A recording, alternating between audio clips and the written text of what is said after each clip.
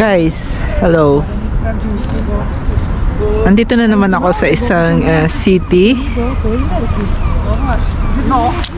kung saan ako nag-start magtrabaho at lalakad-lakad lang ako ngayon para mag-unwind kasi day off ko.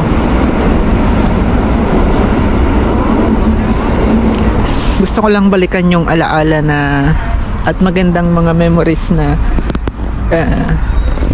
binigay nitong syudad na to. So andito ako para mag-unwind at para gumawa na rin ng content, no?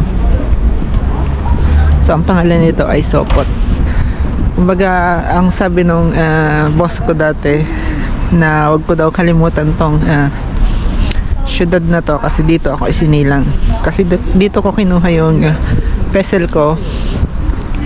Dito rin niya ako unang dinala or dito rin ako unang nagkatrabaho. Kaya naman magandang alaala to sa akin. So itong city na to guys ay talaga namang kilala rin kapag summer ay napakaraming tao dito. At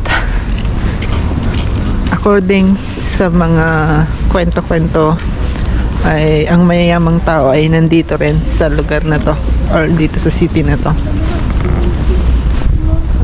Papakita ko sa inyo or maglalakad-lakad na naman ako, walang katapusang lakad para makita nyo yung ganda ng syudad na to, no?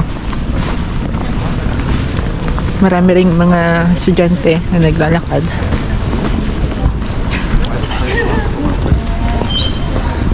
Kumbaga balik tanaw lang tayo dito sa lugar na to. Maganda siya guys, tahimik. Kapag summer napakadaming tao dito. Marami ring turista. Napaka-calm at name-mental block. Hindi ko alam kung ano. Kumbaga malamig kasi. Hindi ko alam din yung sasabihin ko, no? Kasi kapag nadidinig ko guys yung lengguwahe nila, name-mental block ako. Kaya minsan naglalagay ako ng airpods sa tainga para hindi ma-distract yung sasabihin ko. Kasi yung iba guys, tatawagin ka or mag-hi sa'yo so mame-mental block kasi sasabihin mo. So, balik tayo. Maganda tong syudad na rin na to. Kasi nga pangalawa to sa pinakang mayaman dito sa Poland. So maraming mga bakasyonista ang pumupunta rin dito, no? So ano bang meron dito sa lugar na to? So nandito yung center ng dagat. Kumbaga yung Baltic Sea o yung Sopot Molo na tinatawag nila ay dito natin makikita sa lugar na to, no?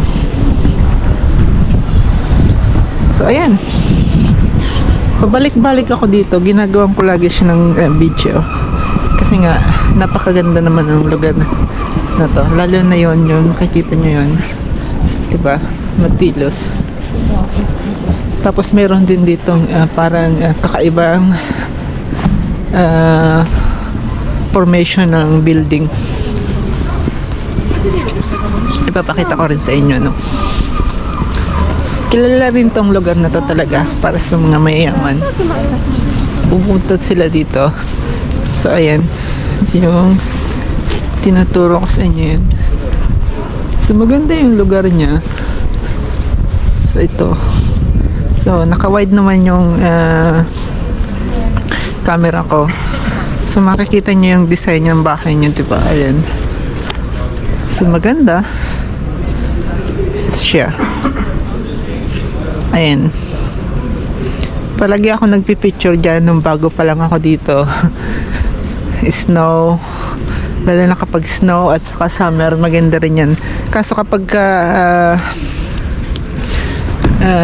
summer season, hindi siya masyadong visible kasi yung dahon ng puno ay madami. So masaya akong pinakita sa inyo yan. Hindi ko alam kung anong tawag doon.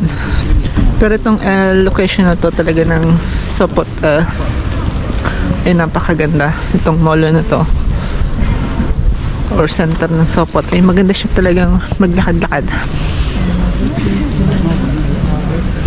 So kakat ko muna dito, papakita ko sa inyo yung mall, no?